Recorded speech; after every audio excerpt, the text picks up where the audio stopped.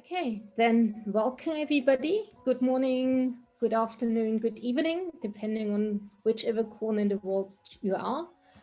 I'm very excited to welcome you to the first session of the spring series of the Virtual World Biodiversity Forum, on which we will be focusing on implementing governance for biodiversity. And I'm very pleased that Oliver Hillel from the Convention on Biological Diversity will be the moderator today. And Oliver, he is the program officer leading the program area on subnational and local authorities for over a decade. And he's got some very interesting and maybe provocative questions for our speaker and panelists. I'm very pleased that Mr. Bongani Mnisi of the City of Cape Town actually has accepted the invitation to speak to give the introductory speech at this session. He leads the nature conservation, a section of the biodiversity management of the City of Cape Town, and this is and he's been working for over 18 years in the biodiversity and water resources management. His responsibilities in the City of Cape Town, they're vast. He deals with the whole city's biodiversity network and the nature reserves. And then he is a board chairperson and a member of the Human Resources and Remuneration Committee of the Breda Gowritz Catchment Management Agency. He serves as a board of trustees chairperson of the Table Mountain Fund and on the Conservation Committee of the Conservation Fund. And he's also council member and deputy chairperson of the Botanical Society of Southern Africa. What I like about Bongani, that he's not only concerned about the conservation of nature, but he really works with the people and is concerned about the people and how he can actually engage them in his work. And I hope we can hear more about this from him, which is wonderful. Then in terms of panelists, I'm very pleased to welcome Dr. Eva Speen, who's got the PhD in plant ecology from the University of Basel, and has been working on biodiversity and ecosystem function in grasslands.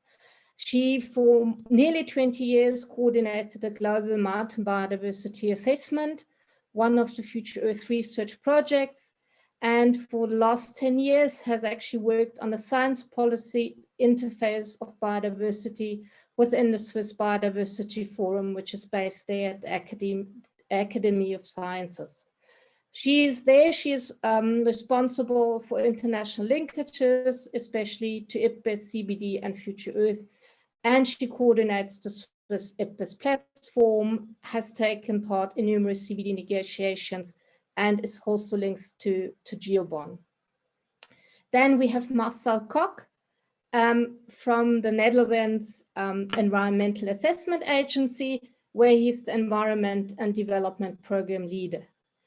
His research focuses on governance strategies and scenario analysis of global environmental problems, and he's most recently worked on mainstreaming biodiversity, bottom-up approaches to global governance, sustainable supply chains, and vulnerability analysis. And he is currently leading the PBL's work for the CBD post-2020 framework. And last but not least, I'm welcoming Christian Schwarzer to the panel. He's actually been appointed as Youth Ambassador for the UN Decade on Biodiversity, so very eminent. Christian has a background in political sciences, where he focused on multilateral environmental governments, and he has invested most of his life towards strengthening youth and civil society participation in environmental governance processes, both on a national and international level. He can also put in his name that in 2010, he co-funded the Global Youth Biodiversity Network, which is an international network of 558 youth organizations from more than 170 countries. And this is the main youth constituency under the CBT. Christian has also participated in numerous UN negotiations under the CBD, as well as in IPBES and UNFCCC, and he's coordinated numerous youth and NGO delegations. He's been involved in think tanks, so I think we'll be hearing his, especially, I think I'm especially pleased having Christian here because that gives a voice to the youth as well in these discussions. And now, without further ado, I'm handing over to Oliver to moderate the discussion and invite, for opening remarks. Thank you. Thank you so much, Dr. Cornelia, and thank you to the forum and to the organizers of this event for this wonderful opportunity to start off this very important discussion. And maybe I just want to, touch on a few points that I think will be relevant, particularly for the presentation of Bongani and of the interventions that we will hear right afterwards. The first is, we all know that nature is profoundly threatened, and we all know, assuming that this audience has, at least a basis of the understanding of the issues that we will discuss, we all know that the consumption and production of cities, particularly of urban centers, who today house something like 65%, but will house up to 75% of the human population, that the interactions between nature and urban issues is essential. So we also know that the pandemic and the crisis that came with us put us into a situation that we need together to build back better. And this is an issue that we can only achieve if national governments within all the UN system and the international community can cooperate with all levels of government. This is an important part of what we call mainstreaming biodiversity into all sectors and all areas. And this is a joint question that we in the Secretariat, on behalf of our national governments and the World Forum that is convening here in this particular discussion, are asked to provide solutions to national governments and to all players. So what we are doing here is to look at solutions to really put in a global framework that will be valid and that will work with all the economic sectors and all the levels of government for the next 10 years, so that nature can become what it should be, the basic lever and one of the main assets for development, against poverty, for health, and for a safe and good future. So it is in this direction to ask you for those solutions and for the connectivity of the harmony of policies from the global to the local level that I'd like to start off by asking the participants in this group to share with us a first view of the contribution of your particular field of knowledge to this challenge, which is to use and to leverage the power and the influence of urban consumption and urban planning and development, to the entirety of the challenge that we have before us, to make nature a part of sustainable development and of our future. So I stop here, and maybe I should then just ask you if you have any introductory views, and right afterwards I would put some questions to you, and I'm also asking the audience to, as they listen to our speakers, send questions in the chat, because we want to hear from you. So there will be an opportunity for you to put your questions. Dr. Cornelia, I think with these words, I give it back to you. Thank you. Okay, thank you very much, Oliver, for those introductory remarks. And I think without further ado, Bongani, the floor is all yours for your presentation. Looking forward to this. Fantastic. Just to say, welcome everyone, good evening, good morning, good afternoon, wherever you are in the world. It's good to have you here today. I'll be giving a short presentation on Cape Town, Bongani, Cape Town, South Africa, and I'll just talk slightly about why Cape Town is significant and the historical context, our biodiversity planning, also looking at the implementation of biodiversity that, we do a little bit of what we did also during the lockdown. So conservation wasn't locked down, so we worked throughout. and also just showcasing some people in conservation, the challenges. No city that has biodiversity is without challenges, and also just touching slightly on governance, leadership, and management, and basically what makes biodiversity thrive in a city like ours. And Cape Town being, declared one of the most biodiverse city in the world, on behalf of United Nations, and I mean, this is a very high level of status to maintain.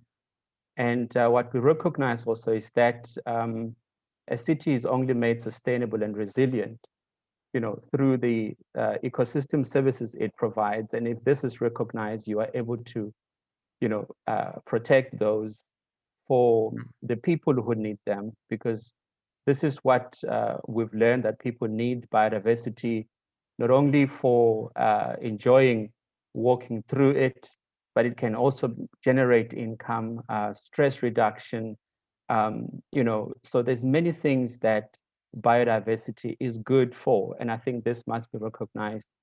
And then one can't forget the Cape Town's natural beauty itself, which is absolutely a very unique and a desirable city to live and work in. And also looking at the context of, this is the South African map, and Cape Town in the Western Cape, and being one of 35 global biodiversity hotspots. We have over 20 vegetation types in Cape Town, 10 of which are critically endangered. And you can already see that most of these are endemic to Cape Town, 3 of which are critically rare. Over 3,000 species in a city like ours. You can just imagine, 1/6 of South Africa's plants, which is just 0.1% of the surface area, but the species richness, it's absolutely unbelievable. And you can see that some of the species, 190 of them locally endemic, 405 of them threatened with extinction, and we've already lost some of these, 49 of which, and 14 are globally extinct. I mean, we have various other animals. I don't know if some of you might have picked up that we're also trying to build underpasses for toads. Can you believe it?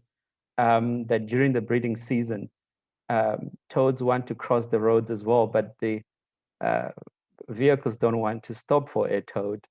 So there's some initiatives in the city to try and connect toads with other streams and wetlands. And you can see just the map on the left-hand side, just showing the historical context of the vegetation types in the area. Immediately to the right, you can see how those vegetation types have basically disappeared. And to continue managing biodiversity in the city, we obviously had to recognize that planning, it's important. And not only it's important, we had to just go ahead, devise planning so that we can manage biodiversity and everybody else can understand why we're doing this. I'm not going to read most of the text you see on the screen. Please follow me and read very quickly with me. Otherwise, I'll run out of time. And basically, this is what we produced. We're working with various stakeholders in Cape Town. We produced this map, which we call the Biodiversity Network, which recognizes the protected areas, which is the darker green. These are proclaimed natural areas. The lighter green will probably be private. Then you've got the darker reds, which basically tells you that these are the critical biodiversity areas that are actually worthy for conservation. And on the left-hand side, you see that's an area that was identified as the area that is good for the climate change corridor. And in there, we also devised various plans to facilitate development facilitation. In other words, you look at the area outside of an area that needs industrial development. In other words, you are making it easy for applications through the various environmental impact assessments. You're not saying you're giving away that biodiversity, you are recognizing that there's a need for people, but you are also saying, let us get biodiversity outside of there that is equal value of that which might be lost through the development processes. The city of Cape Town has just 16 proclaimed nature reserve. You can imagine, it's a nature reserve, it's got a national park, It's got a local authority nature reserve. It also has a provincial authority nature reserve. So this is a very well-rounded nature reserve, and it also has various local NGOs, private entities that are also working for biodiversity. And then you have, invasive species that the city does. You can't manage invasives on its own, so we manage invasives for restoration purposes. Hence, you can see this picture here represent the clearing of alien invasive species that is done systematically. But after that, you can manage it through cutting, chemical, or biological control. But immediately, you can either leave this to restore by itself, or you can plant seeds, or you can actively restore this by collection of seeds. In the veld, you can see one of my colleagues here collecting seeds, planting such seeds. And sometimes, what we do is we use front-end loaders like this, where an area that has got rich seeds on it, we lift those seeds and we take it to an equally rich area that was previously disturbed, and you lay down those seeds, you flatten them, and then you are able to allow those to rebuild themselves. You can see our staff there are wearing masks. This is the type of work that we also did during the COVID, lockdown, and that. So I'll rush through that. You can ask. This is one of my passionate colleagues who always read the weather, and he's planting here what you call the Protea odorata, which is only a few of those left. And he went out to read the weather, and he was out there planting just nearly 15,000 seeds of Protea odorata. These are all the scattered seeds, and some of them started to sprout. That was sometime in April last year. Clifford Dawes, one of my favorite colleagues in the city. And then here quickly, that's our head, Julia Wood, also going out. You can see us planting some, basically just about everything that is coming out, bulbs and things. We also do biodiversity, wildlife, game capture, and relocations. This all happens in the city. And this, the second slide, basically, this is work that was done during the public holiday. Now, in South Africa, we celebrated on the 27th of April. We had what you call the Freedom Day, when we voted for the first time in 1994. One of my staff were out there. We were capturing eland that had to be moved outside of Cape Town into other areas. You ask me, people would ask, how can all of these happen in a city? Yes, it is happening in Cape Town. Visit us, and you'll be able to see some of this. We also, burn in the city. I think we're one of the cities that have managed to have approval for burning within the city, because we recognize that the vegetation type we're managing needs fire. Without fire, you're basically just managing a garden, and that is not going to happen. We're managing for biodiversity richness. Some of our species are contributing to IT targets. We can't afford not to use natural systems to burn and actually manage it. You can see how this is a built-up city, one of the suburbs in Cape Town. You can see how this was systematically and strategically managed, burnt out clean for biodiversity restoration. Imagine that. So it obviously requires a lot of skill and dedication for people to be able to do this. Very important is that without biodiversity, I've just recently, with some of my colleagues, we've published a paper based on my research I was doing for my studies. And, one of the paper we read talked about extinction of experience. In other words, when people do not visit or get a chance to visit the biodiversity spaces, they get to lose that love for nature. And in here, you can see that we have youth that are visiting nature reserves, and we call these outdoor classrooms. This is free learning spaces. You see children enjoying the beach, playing games on the beach, kids walking in the veld. And many of these kids are probably just like me growing up. One of the things that inspired me was being in nature, surrounded by nature, made me to want to do nature conservation. And I call this leadership for biodiversity.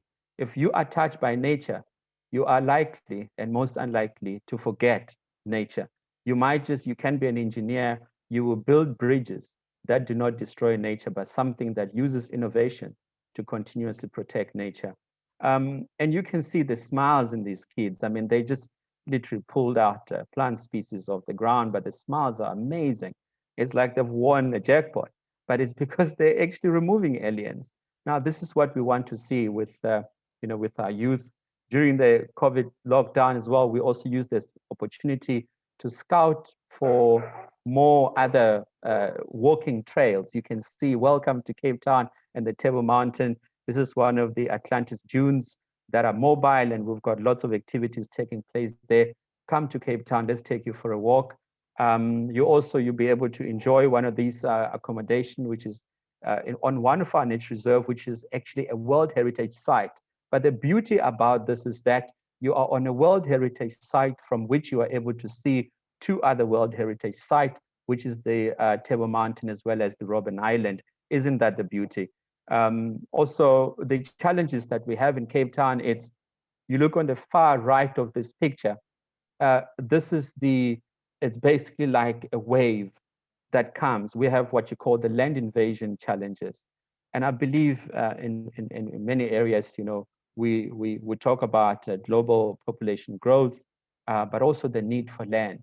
I need you to pay attention to this picture, because you will never be able to see this picture in the same way as you see it right now. Pay attention to it and see this space disappear. In 2018, this was the case. In 2019, you've seen that, right? That's what it is. That's where it was, and this is gone. Now, you understand that this is when people want something, people will take it.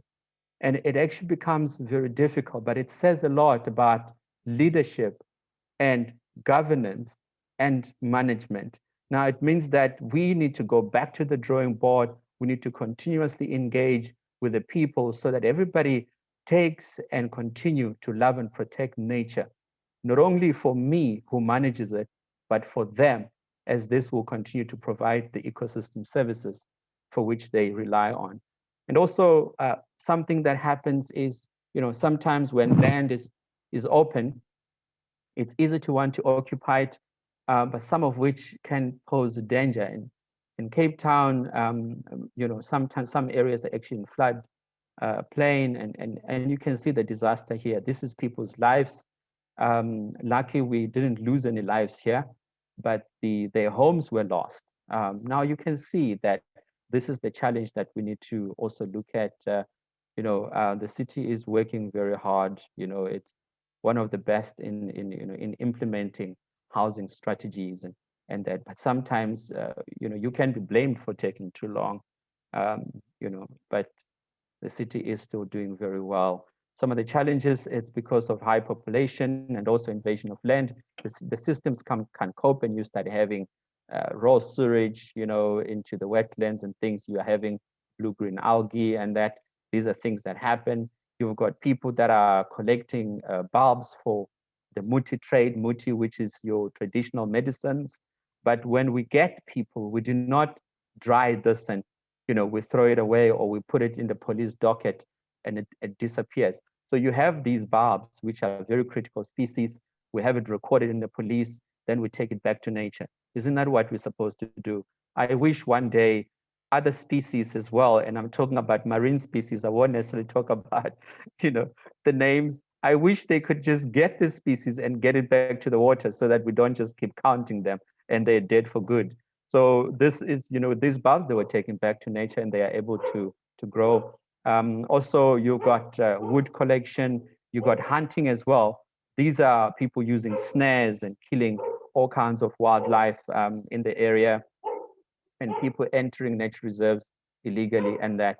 But what is important in South Africa is that you've got what you call, I think our constitution was labeled one of the best in the world, but it's always very difficult.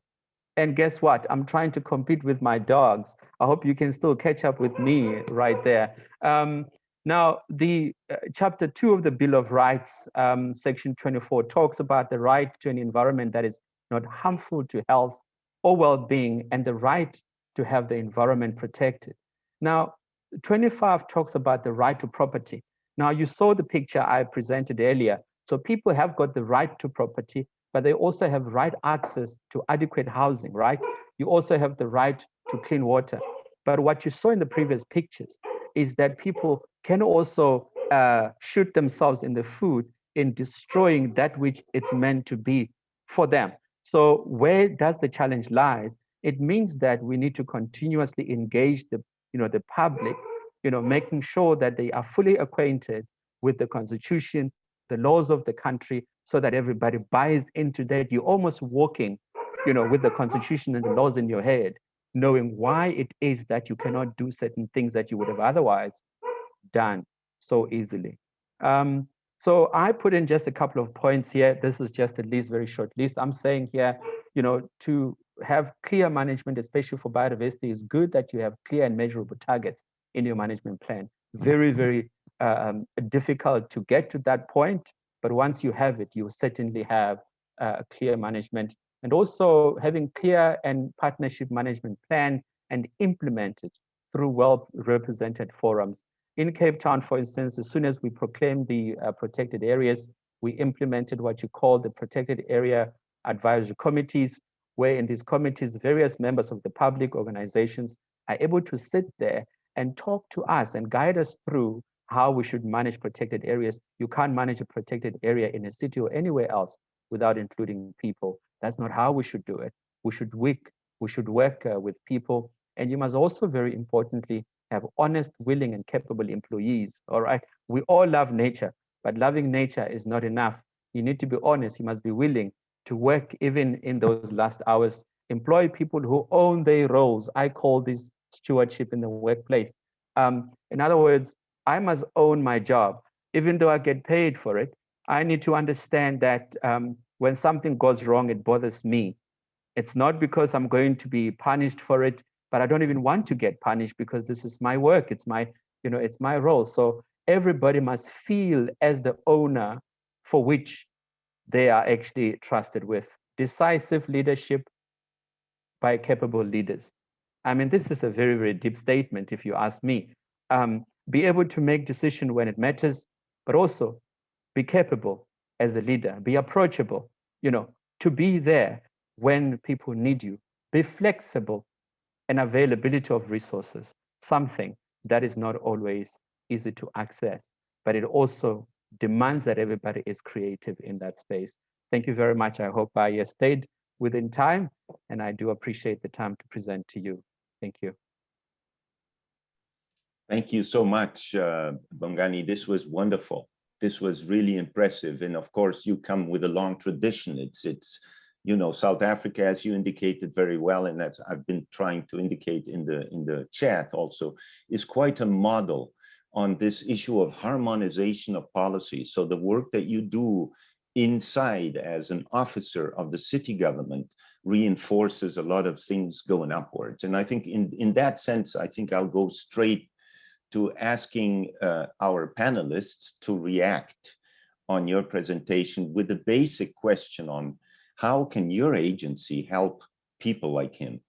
So I don't know if we have any order. Dr. Cornelia, you may guide, or otherwise I'll just go with ladies first. So I'll ask Dr. Eva Spain first, and then go maybe to Marcel and end with Christian. So Dr. Eva, please, what is your impression on how we can help him? Yeah, thanks a lot, Bongani, for your presentation. I have very fond memories of Cape Town, and it was nice to see it again. How can we help? Well, I mean, I work at various levels of governance, so part of the National Competence Center. So we have a national network. We also work with the cantonal level, which is 26 units in Switzerland, and then plenty of cities. And I saw similar maps from Geneva, as you showed from Cape Town, and managing ecosystem services on a city level. That we have a group, very active group in Geneva doing that.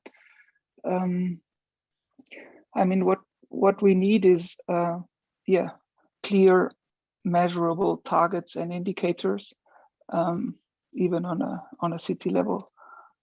In the Global Biodiversity Framework, we are just elaborating, so that will help. And then what you said, you need to involve people in conservation. So this 30 by 30 target we are discussing, that needs exactly the type of management you were showing from Cape Town, involving stakeholders from the very beginning and people living there in the conservation. So that is discussed a lot in the negotiations at the moment. And there is this word of convivial conservation. This, what I wanted to say, if I may, is that your forum and your work actually helps a lot precisely in that point, no? Yeah, I hope so. Yeah. Okay. And this all governance approach, yeah, we and the metrics, you know, the metrics we need to measure. For instance, we have a Singapore index on cities biodiversity, but it's just a standard that not every city can reach. So we need other tools, we need complementary tools. So your point about metrics is well taken. So Marcel, and we will get back to you, Dr. Eva. So this is just the beginning, but I wanted to hear also from Marcel. Yes, thank you, Oliver, and thank you, Bongani, for a very inspiring presentation. So my work is mainly focusing on the current negotiations of the Global Biodiversity Framework within the CBD, where Oliver dedicates all his time to. And maybe we could sort of amplify the experience of the city of Cape Town as an example of many cities and networks of cities like ICLEI that Oliver mentioned in the chat also, that is housed the biodiversity unit in Cape Town actually. But to say that there is actually networks of cities are rallying worldwide to contribute to a global effort for biodiversity. And I think that in turn is also again a sign of how whole of society approaches bottom up are emerging in the governance of biodiversity. And I think in your presentation, I saw very many examples of, well, I worked on the IPBES global assessment and the chapter on transformative change, and there we talked about levers and leverage points for transformative change, which remained rather abstract.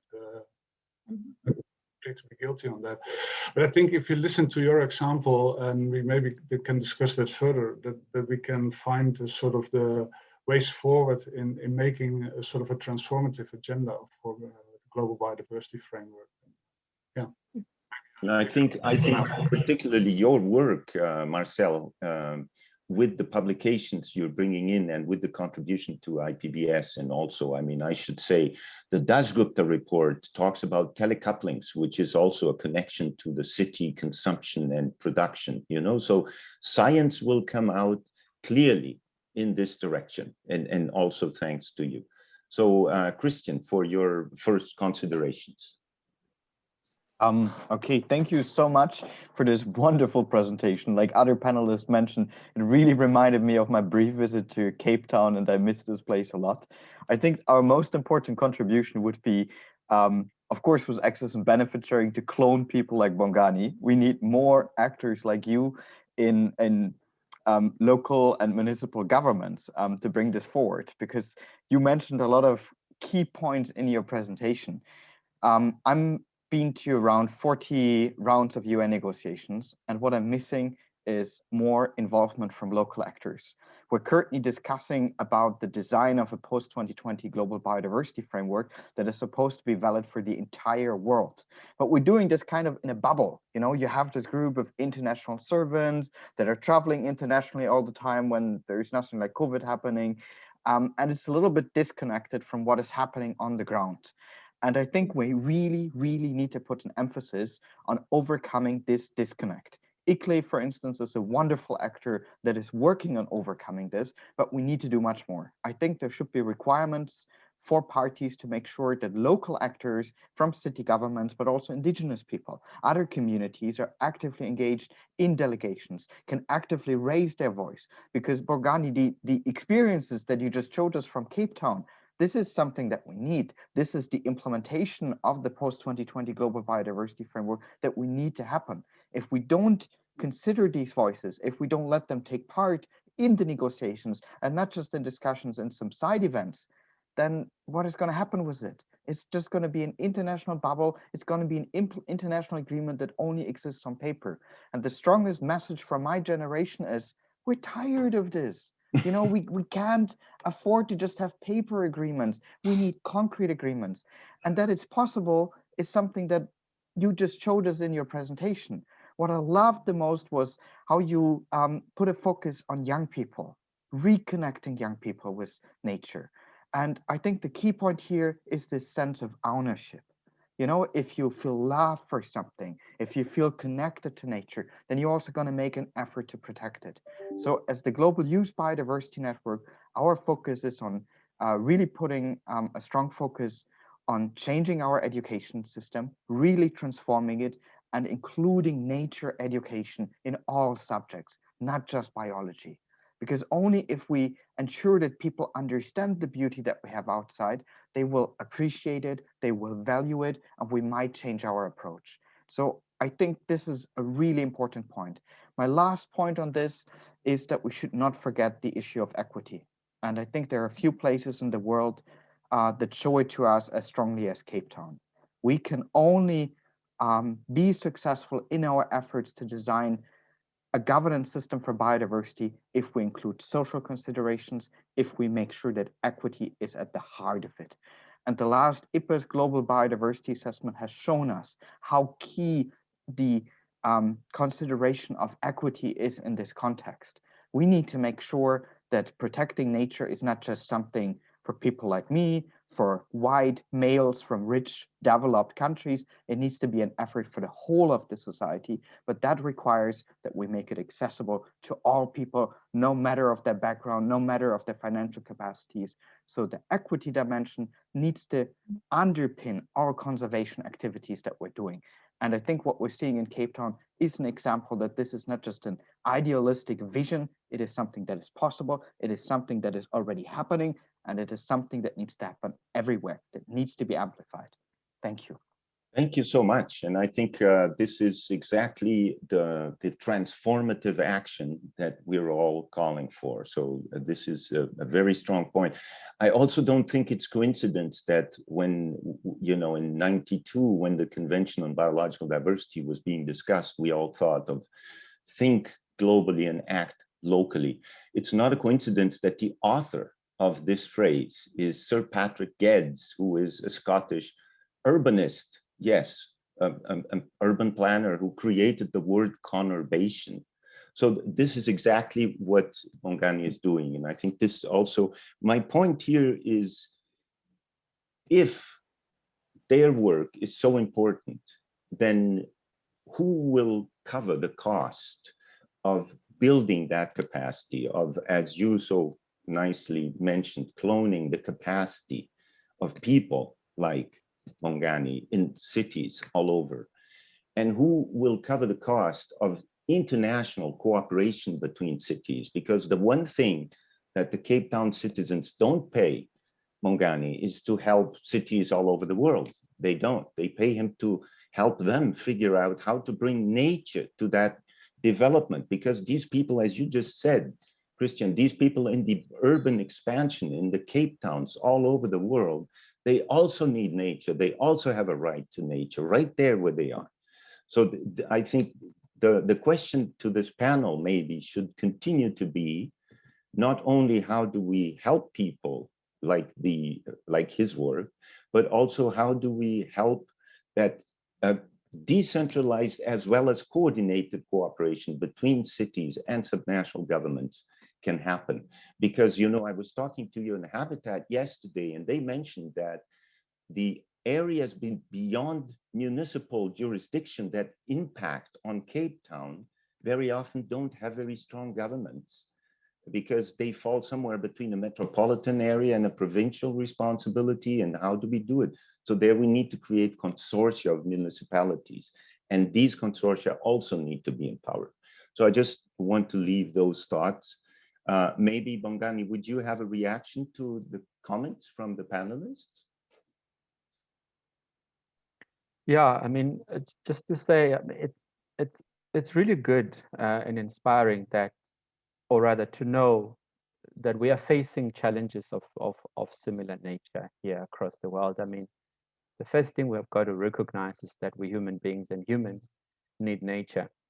That's why when nature is destroyed, everybody wants to come to Africa. So everybody call it Africa, or you can still run with the wild. And I think there's a recognition that where there are open spaces still left in the bigger cities, everybody wants to protect that. Look at New York, for instance, the Green Park in New York. Everybody wants to have lunch in the green space. So even if you are surrounded by a piece of grass, you know, it does something to you. So I think we can't take for granted the beauty of nature. What it does, just by looking at it, you are completely sorted, if I can just put it that way. So I quite appreciate the feedback. I think we just have to work together. And I think the point of cloning, I think we do have lots of people in the world who are passionate, very, very passionate. People need to come up, and those that are employed in agencies, they need to stand up, to step up and be willing to take up many challenges. I mean, you can't work in biodiversity if you are a 9-to-5 kind of person. You know, you have to think beyond just your office. I mean, I have an office, but I have to be in my office because of the kind of level of job I do, but I also find myself to be in the field. Now you've got to balance all of that. If you are not willing to do that, you get lost in the system. So everybody has to recognize their role, their value. They must step up and show up. I think that's what I'd like to just contribute. Thank you very much. Thank you. Very good words. And of course, you just reinforce everything we just said in terms of trying to create a similar kind of state of mind and institutional support system as the one that you operate on. Again, I see that our moderator has reminded participants that they can send questions in the chat space. And I see already some first ones, but before going forward, maybe my first question to the panelists now, to the three panelists, is what can your agency specifically do related to that? What kind of commitment do you see? And I say that because I want to pick up on your ideas, so to encourage the mainstreaming through the cities and subnational governments articulation. So what kind of suggestion would you have for parties from your experience in your agency, very concretely, to leverage this kind of experience? And let me start with Dr. Eva again, if you can share some of your views on what you can do to help.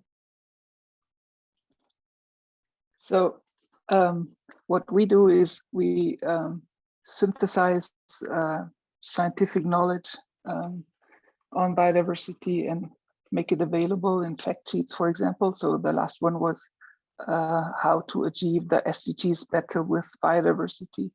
So just showing examples for each SDG, how biodiversity can help to implement it, and also showing a study which shows that biodiversity is a multiplier of co-benefits for different SDGs, and it also buffers trade-offs. So, and then what we also did is a study on harmful subsidies in Switzerland, showing that the budget for subsidies is 40 times, for harmful subsidies is 40 times higher in Switzerland than the amount spent on nature conservation. So if you just change that a little bit, it will immediately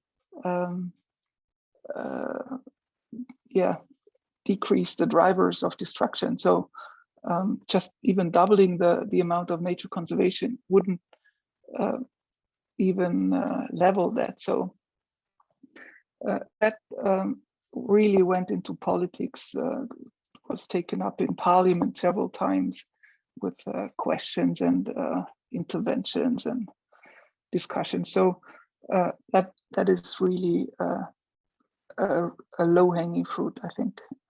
We have to, and it's also part of mainstreaming. So because we now reach into other sectors, we show the energy subsidies, which destroy also biodiversity, and agricultural subsidies. Let me all different. Wholeheartedly support you there, because you see, we have in the CBD right now, we have a tool called the long-term approach to mainstreaming.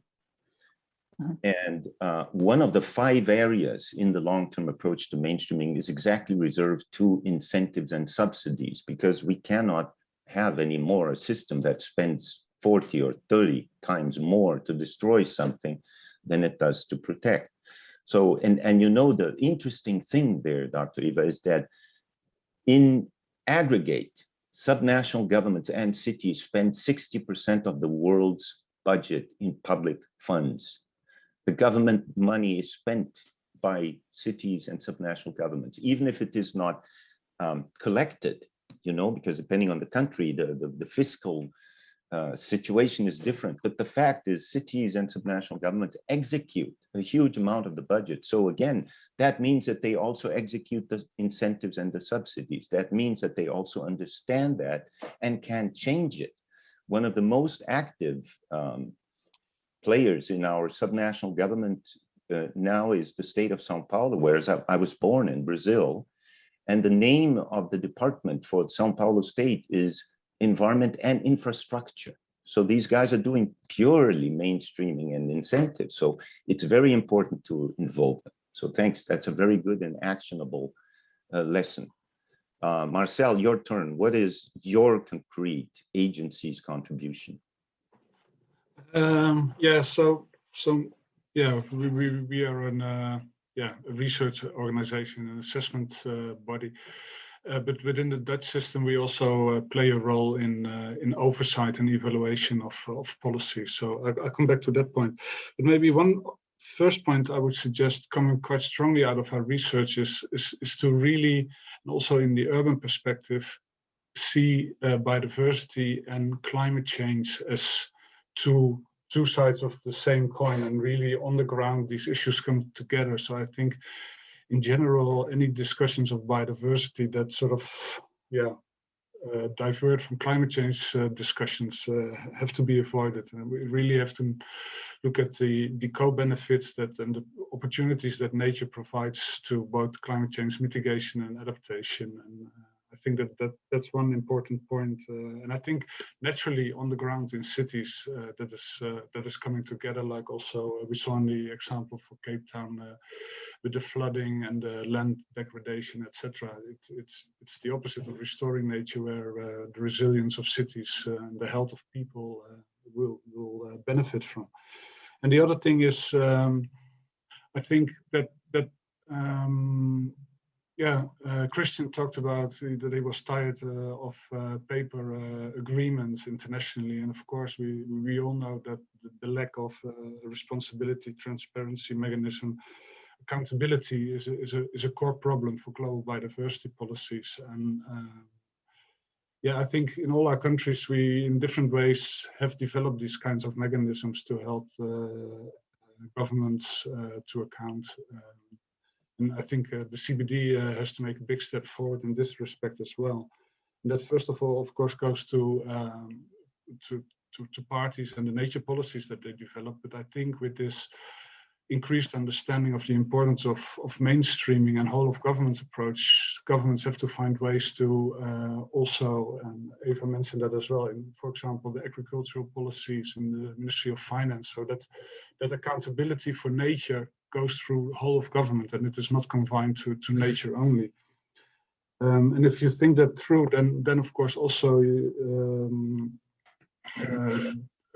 we have to think about how in the new framework, as a whole of government approach, also subnational governments, business, etc., get a role in this kinds of framework. And I think with the sort of, yeah, at least I think a sort of bottom up. You know, in climate, they called it swell of action. What was it called? Something similar may happen for biodiversity as well. We are at the beginning of that, perhaps, but we have to show that and make sure that also, yeah, activities developed by business, etc., are not seen as greenwashing, but provide a real contribution to the realization of biodiversity. Exactly. And I want to remind, you know, Bongani raised a very important issue to what you're saying, Marcel, which is innovation. The fact is, if you put all the new technology to the youth in urban centers, they will hack their way into a green solution, a better solution. They are interested. They don't have other job opportunities. They have no more employment. So if we give them the means, they will help us to find a solution. This is what Christian and I, through GBIN, also are working in the convention, but to give the youth the tool to help us find those solutions. So over to you, Christian. What is your, other than that, what else do you have? Well, what we're trying to do is first to give young people hope, because many young people in developed and developing countries share one common thing: we're frustrated. We are hearing from governments that they're going to do something, but then nothing at the scale that is needed is actually happening. And you can see this with the Fridays for Future movement. It's actually a movement that comes out of frustration because we want our leaders to listen to the science. And when I started the Global Biodiversity Network together with a lot of friends around the world, our goal was really to show young people you can do something. You can make a step. There are other people that feel the same. You can join forces. You are not alone in this. So we have created 46 national and regional chapters. We have a super active network in South Africa that is bringing together several hundred youths from all over the country. And we're trying to connect them with their national focal points that work on biodiversity policy. We try to help them to raise funding for small and medium-sized projects all over the country. We try to help them to bring their views and perspectives into the CBD process. We are currently organizing around 30 consultation meetings for young people where they can not only learn about the post-2020 Global Biodiversity Framework, but especially discuss it, come up with their perspectives, and then submit position papers that we're then trying to advocate for in the international process. But this is only one side of the things that we're trying to do.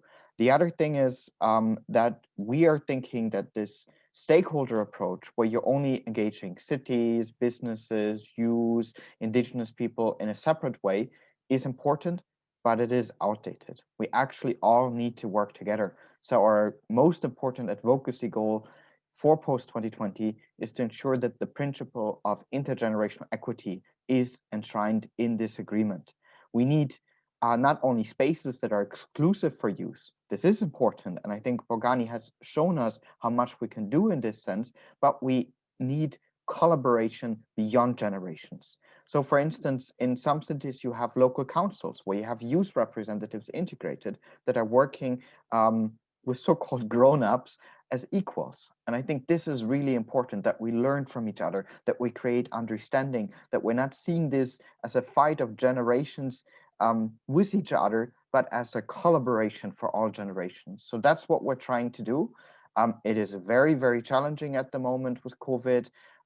As you can see, there are a lot of events happening online, but that doesn't mean that participation is easier. We have a huge digital divide. And I just talked to friends in Zimbabwe the other day, and they told me they literally have to decide, am I going to join this webinar to learn about something, or am I going to use this money to buy food for my family? Because data is really expensive. So we should not forget all these obstacles that we have in our way. Or when it comes to the issue of funding, you know, the problem isn't that we don't have money. The problem is how we are spending this. And I think Bongani could also tell us a lot of stories about it. There is a lot of money out of it. You have seen when COVID crushed the world, how quickly billions, trillions could be mobilized in spans of time that we never thought were possible. We were crying for resources in the CBD for 10 years. But then the problem is, where is this going to? You know, are local groups really benefiting from it, or are we covering these resources in layers of bureaucracy and bureaucracies so that they are completely inaccessible to local governments, but also to grassroots? And the point here, Christian, is how will we spend exactly those trillions that you just referred to? You know, we have this opportunity now, we are starting to spend this. How are we going to spend it, and where? Thinking of equity, right? Anyway, Exactly. I think this is it. And then I just wanted to give Dr. Cornelia the opportunity to maybe raise some of the questions that have now started to pop up in the chat. Would you wish to do that? Yes, exactly. And I'm going to pick one that just came in from Dr. Kapoor, which actually talks about this as well. It's how do you actually quantify the importance of negative investments, for example, building areas rich with local native biodiversity, and then compensate with reward-based programs. And how do you actually assist in strengthening the positive attitude of local community of all age groups, the elders and the young? They are equally important. So maybe that's something for Bongani to actually answer first, and then maybe others want to pick up on that as well.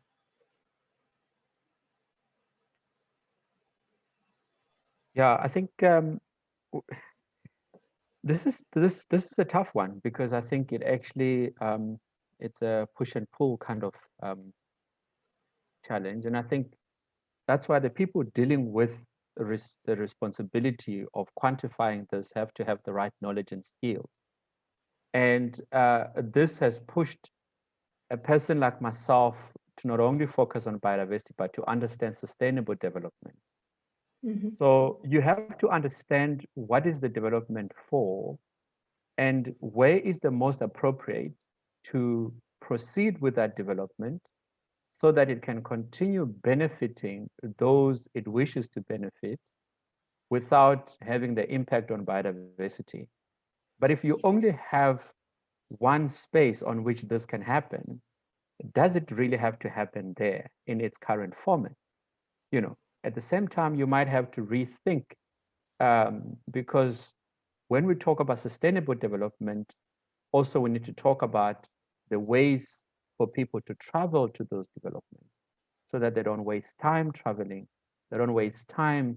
I think there was one question here talking about having lunch, and you know, how do you bring the people together, and that how do you make sure that people don't lose their income going to the development which saying are either positive, so that we focus on those that are positive. The negative ones, we actually maybe just rethink.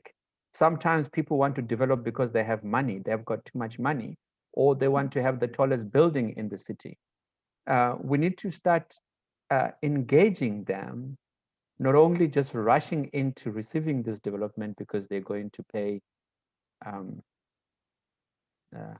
maybe I shouldn't say much on that point. But the question I want to leave is that we need to make sure that we continue to ask the right questions when we are faced with people with money that wants to develop. What else can you do with your money? Oh, yes. Thank you. Thank you. And I think I think Bongani, that's something I think that's a question that isn't actually asked often enough. Is there something else you would like to spend your money on? Do you really want to develop this, or is there something else you could actually do, or you would want to do? Yes, thank you. Marcel, I think you want to answer as well.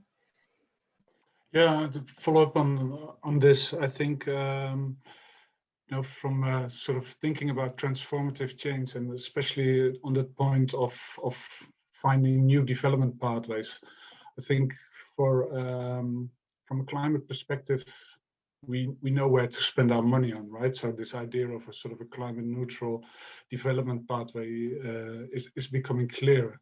I think the nature perspective is in that respect is less clear, but what we want to move towards is a is a climate neutral, nature positive development pathway. And if we are able to sort of, find out in a way as a society from different perspectives how that may look like, I think then this idea of where to put your money becomes more clear.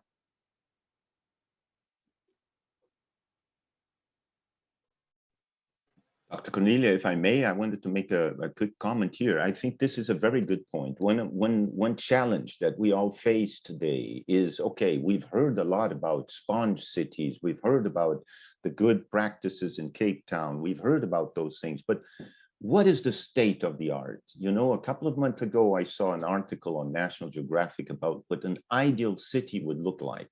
Is it concentrated? Is it tall? Does it have green inside? Does it have green around?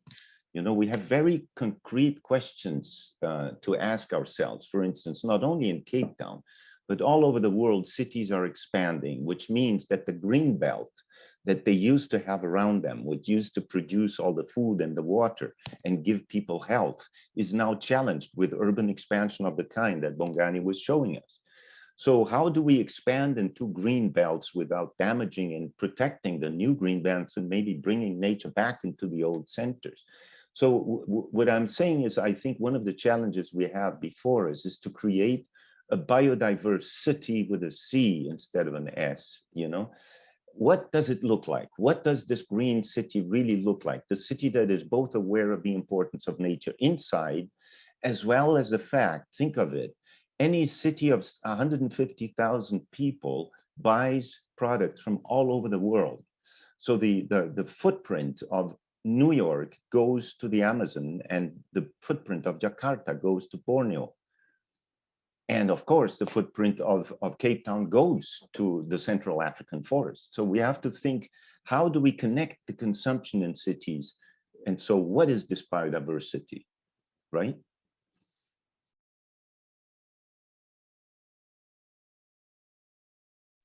Perhaps I can just add one other point, if that's okay there, Oliver, just to say that I think one thing that also inspired me is that I did science, but I don't call myself a scientist. So my study, I think at my master's level, actually, you know, I worked with, you know, I had science and I had people, where I focus on introducing what you'd call nectar producing plants. And by doing that, we wanted to introduce birds, nectar feeding birds in the city using various corridors. But particularly, we planted these gardens at school and we call them stepping stones. And our paper is out now, you know, in circulation. And I think the point also go back to the question that we're trying to answer, because my hope and my vision is that we should actually bring in kids, coming back to Christian's point of making sure that education is part of the subject at school over and above biology. So when these gardens are at schools, you basically have created that classroom in the school itself. So during the lesson, the kids can actually go to that garden and they can learn about biodiversity. This may sound small, but it makes a huge difference for someone who's never seen a wildflower with a bird on it, pollinating a plant and producing seed, because people don't often understand that. And what happened with this masters is that it created a non-profit organization currently, which is employing someone. It doesn't pay me, but it pays someone. So it has created a job for someone. And, you know, my professor and I and various other people are just basically advising that. So the aim is to create stepping stones across the city of Cape Town that connects, you know, broken networks. And this is a model that can be spread across the world, you know. So we can't think you need to have a big protected area to have nature. Your back garden it's actually a protected area. Make it such, you know, plant indigenous of your own kind in your, you know, in your world. You know, I think sometimes we get limited that biodiversity is when I leave my house and go somewhere, but it should be, and there should be biodiversity in your own backyard, because when you have it in your own backyard, you will know how to respect the one that you see out there. And I think those are the kind of attitudes that everybody has to have in order for biodiversity to continue to survive. Thank you. Exactly, and I think this raises also, I think there was a good, interesting comment in the chat about extinction of experience, you know. I think the kind of work that you're bringing in makes it clear to people who have maybe already for 2 or 3 generations not been exposed to the importance of biodiversity, to realize, you know, it's a proven scientific fact. Think of it, that if you open your window and you whiff, and your window happens to be less than 50 meters away from an urban park, you get the benefit for your immune system. Your immune system will get stronger. Your health cost will come down if you have a park close to you. So those kinds of benefits need to be explained, because they will then exactly bring the fact. You know, I had a very interesting discussion with the World Bank officers, and they were saying, why should the World Bank help to bring nature into cities if it has no biodiversity value? The biodiversity that is valuable is in the big forests. I should not be helping to bring nature into cities. Well, that has changed, thankfully. The World Bank now has realized that the closer nature is to the human people, to the people everywhere, the better is the ecosystem service is higher. This is mathematics. So your point is very well taken. I wonder if Dr. Cornelia has another question from the audience to share with us.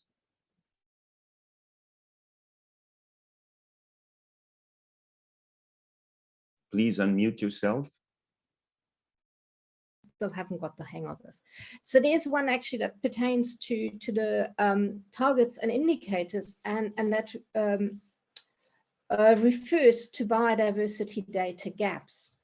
So for directed to Bongani, but also I think at national level, similarly or global at level, is what are the most important biodiversity data gaps? What type of data, what kinds of data or monitoring capabilities do we actually need to support the mission to actually create, for example, stepping stones, know what biodiversity is where, how we, what do we need to measure, and what type of data do we need to measure it?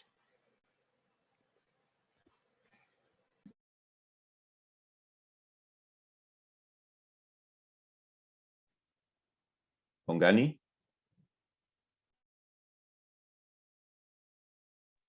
Yeah, look, I think you can only measure what you can quantify, right? And I think, so earlier I spoke about the Biodiversity Network, which I actually projected. So we measure our targets based on the Archie targets, the National Biodiversity Targets, working with the South African Biodiversity Institute. So every piece of land that we secure in the city, we're adding it into the biodiversity database. So it actually indicates how much targets. In fact, we seem to almost be reaching our targets in the various areas of the vegetation types, but we also recognize that some of the vegetation types are lost. There was one point about how do you, I think the data gaps, what sort of gaps do you have in your biodiversity? Is that, so we've got what you call the biodiversity tool that we use in the city, where every time you're in the felt, you see something new, you record it in the biodiversity database. So it's the only way you can continue to know what exists. I mean, imagine knowing how many plants you have in your felt. And every time there are species that we do not find, we spend every day, when our team are in the field, continue searching for those species. And when we find it, we add it in the list. You know that in Cape Town, it's, one history we made where we were able to reintroduce Erica verticillata, which was known to have gone extinct in the wild. We found seeds across the world, and we've reintroduced it back in the felt, and it's starting to yield seeds, and it's starting to build itself up. So you can't measure what you don't know. So what's important, it's know your felt, measure what used to be, and know how much you at least need in order for that to be at least known as a sustainable population or a system, if you will. and then you are able to manage. I'm not so sure if I have that question properly responded to, but I mean, I'm happy to continue. I mean, if there's more follow-up questions on it. I would say you have hit the nail on the head, because I think the point is you started by quoting Galileo. You know, you can only manage what you measure, and you can only measure what you manage. And I think the point is to make nature relevant to citizens, and then ask them to help you to report on what they see and witness. I think citizen science is probably one of the most promising avenues we have there. But how to make it relevant? Well, here's two examples just to throw it in the fire. In Montreal, the city and the provincial innovation office help people to create handheld apps that people can report bees, local bees. When they get out of their hives, the local bees, they tell the farmers, because then the farmers can do the pollination of their crops using local bees. Imagine that. So you combine local bees with the opportunity of pollination. In North America, people spend hundreds of thousands of dollars transporting beehives for pollination. So imagine how powerful this simple citizen science can be. Another good example is the monarch butterfly that people in all of North America, and I notice in the chat that people from Vancouver and from other places, in Canada and in Mexico and the United States, the migration of the monarchs is something that every citizen wants to see. It's a tourism attraction. So to get people excited about planting the right kind of trees that are endemic and that feed the monarch larvae when they come is something that everyone is interested in. So a lot of the work that happens here is to make nature relevant to people. And I think, again, your reply was exactly on target.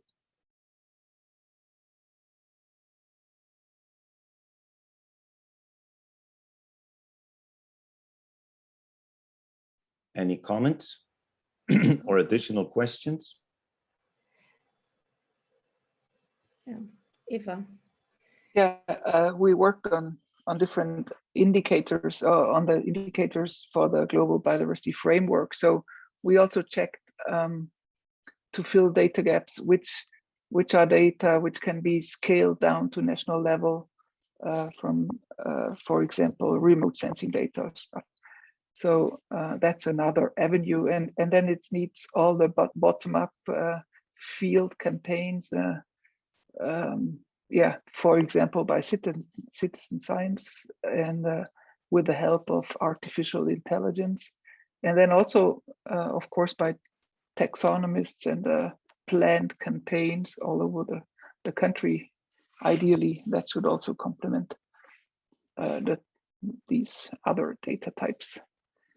Yeah, and then just using all different dimensions of biodiversity and put them together to get the whole range of biodiversity you need to know, and also that helps to fill gaps. I think these multidimensional approaches. Thank you very much. I think with this, we also come relatively to our concluding remarks, and I will ask Bongani to share his concluding remarks, and then I'll ask the other panelists to do the same, and then to close the session, I will bring it back to Dr. Cornelia. So Bongani, your remarks. Thank you very much. I think I will do my closing remark, just basically answering one question. I think one of the participant was asking, they in fact want to read more about the extinction of experience. And if you want to do that, there's a paper published by it's Soga and Gaston in 2016. It's called Extinction of Experience, the Loss of Human Nature Interaction. So if you want to read on with that paper. But other than that, I think someone also asked, how do you bring people to talk? This is one way to bring people to talk. So from here on, we've met, you know me, I get to know you. Let's connect, let's begin to share our ideas. Let's create a biodiversity for the world. Thank you very much. If Marcel wants to share some concluding remarks.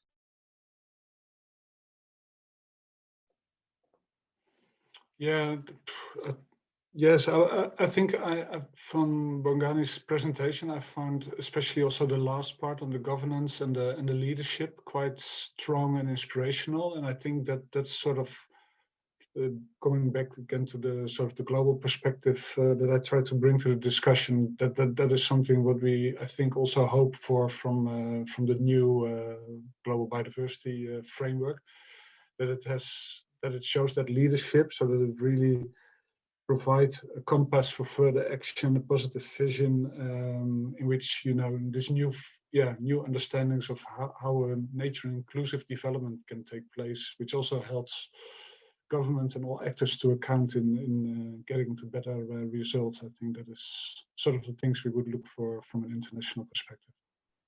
Thank you very much. Thank you for those thoughts. And then Christian, if your goal back then when you began GBYN was to create a lot of very vocal young people, man, have you succeeded? Go on. Well, I'm not sure what is the right measurement for success, and maybe this is also the biggest question that we have to pose to ourselves when we're talking about biodiversity governance, because setting up a governance system is one thing, but it needs to work. It needs to change the situation on the ground. And like I said at the beginning, I think this is only possible if we consider this as a societal task for the whole of society, not just for the whole of governments. I think we have made a lot of progress in the last 10 years. When I started following the CBD, I felt it was only people from the environmental ministry. Now it's much broader. But if we compare it to climate change, we're still far away from where we could get to. So my wish is just that more people listen and more people remember why biodiversity is important to them. And Bongani said one thing in his presentation. He showed us a lot of people that were smiling, that were happy that they were out in nature. And I think if COVID is teaching us one thing, is how important nature is for us, but also how much we depend on it. So I think this is the message that we need to send out. I think this is the question that we need to ask our leaders. I think we really have to ask them not to consider biodiversity as a burden, as a funding issue, but as something that we love, as something that we depend on. And I think when we create this understanding, we can be successful. Thank you. Yes, and you know, just to you know, as kind of on the way of my concluding remarks, I just want to say that there's a process that gives me a lot of hope, which is what is called the Edinburgh process in the convention. This brings the voice of subnational governments and cities officially inside of the design of the global framework. So this has been a great experience, and many of you have contributed. So Dr. Eva, any closing remarks? Yeah, just on the same lines as Christian said, we need to create this sense of stewardship for nature, and COVID, showed that we need it. I mean, people went out in Basel, out to nature. The nature parks in Switzerland got flooded by people. Many people who never have been there visited parks. So I think we realized that we really need it, and I hope that these precious little bit of nature which is left, that we really start to care about it and expand. And proactively, this means let's stop destroying nature when we go into the new areas, right? Because I mean, what we're seeing now is we don't have enough green space for us. Exactly. You know, there's this WHO metrics of 9 square meters. Guess what? That first of all, that's not enough. Second, it needs to be very green, those 9 square meters. So all of that is a very good concluding remark. And with this, I thank you for the role of moderation, and I pass it on to Dr. Cornelia. Thank you. Thank you very much for this very inspirational, enriching discussion. There's one thing I think I'd like to highlight. Bongani, I've listened to previous presentation of yours. I was inspired again, but I think the one thing that stuck with me is that you actually, when you involve the people, if you educate them, if you make them part of the science of measuring biodiversity, making them again aware of what's actually out there, then you actually have that generation that is willing to conserve biodiversity. And that's so incredibly important, that educational aspect. So thank you very much for bringing that back up. So great. Thank you so much for for all your contributions. I actually would like to invite the audience. So there are some more questions that are unanswered that still valid further discussions. We actually have a LinkedIn group created around the World Biodiversity Forum where I all invite you to come in, continue this discussion, share your examples with us. And then also, we also, the World Biodiversity Forum is actually part of the Friends group of the Nature Action Agenda of the Convention on Biological Diversity.